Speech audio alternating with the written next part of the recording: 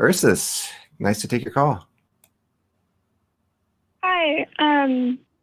I thought, when I heard the intro to the show today, and I heard Nate talking about his experience with RfR, I guess I also am involved in some of these communities, and some of the things that some of the interactions that you have with people in these communities from, I guess, a moderation standpoint, can be triggering and frustrating and can cause long-term, wear and tear. And I was wondering how they deal with that at RfR because obviously I don't know. And I want to continue to be involved and as helpful as I can be.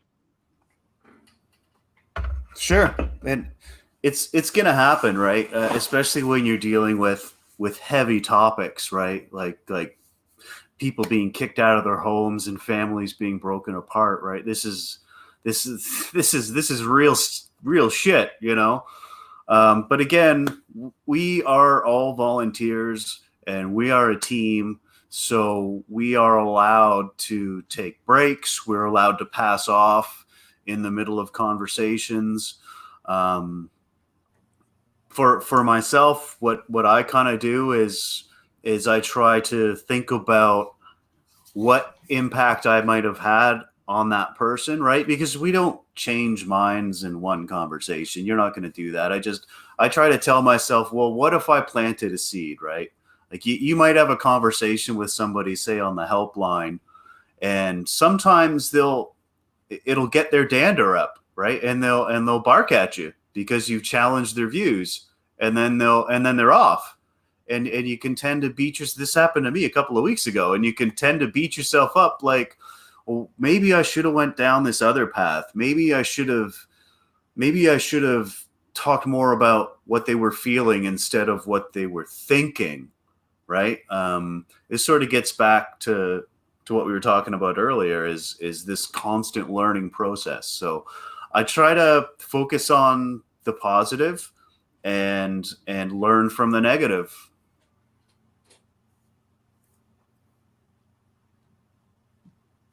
Welcome back, Christy. Welcome back, Christy. Glad to be here. Yeah, it's just a little bit more of that 2020 energy continuing to follow us. Don't know if you missed it. We're talking to Ursus right now. Mm-hmm. And she was asking Nate about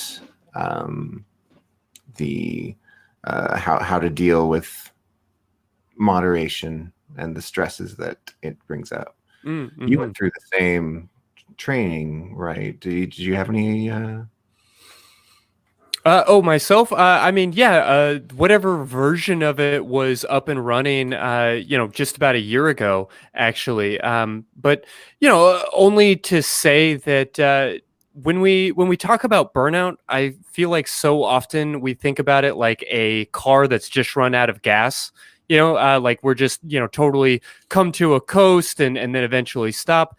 But I think it's a lot more useful to think about it like one particular circuit that's getting overclocked, or like a muscle that's getting used over and over and over again.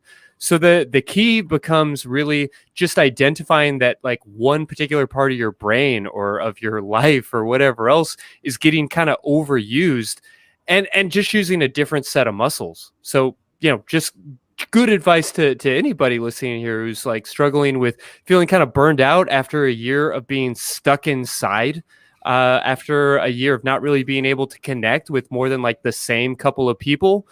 Those people have been kind of overclocking one particular circuit. Like if you've been stuck inside with your partner, that means that you've had one person to talk to, and you've been using that same particular muscle and skill set over and over and over again. So the key is really to just have a little bit of variety in your life, to be something of an omnivore. And, in these types of like high stress and high, very important conversations, I think it's important to just leaven that a little bit with some goofiness and silliness and a willingness to like sort of step away and watch an old episode of The Office or The Simpsons or whatever else. Just so that you're using like a different muscle group, so to speak. It's an excellent point. I often use humor as a coping skill myself, and I try to give that to others. I mean, everybody who joins the LGBTQ channel in RFR gets a personal welcome. Usually it's funny, sometimes it's serious, but usually it's funny. Welcome from me. So that gives me a little bit of release.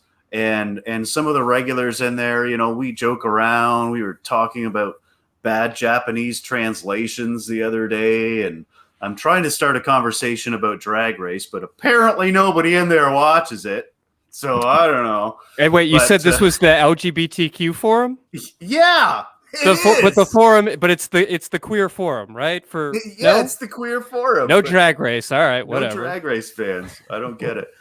But yeah, Ursus, there is a lot of levity in the community as well. So not only with the RFR agents, but with the community or members as well. We joke around quite a bit.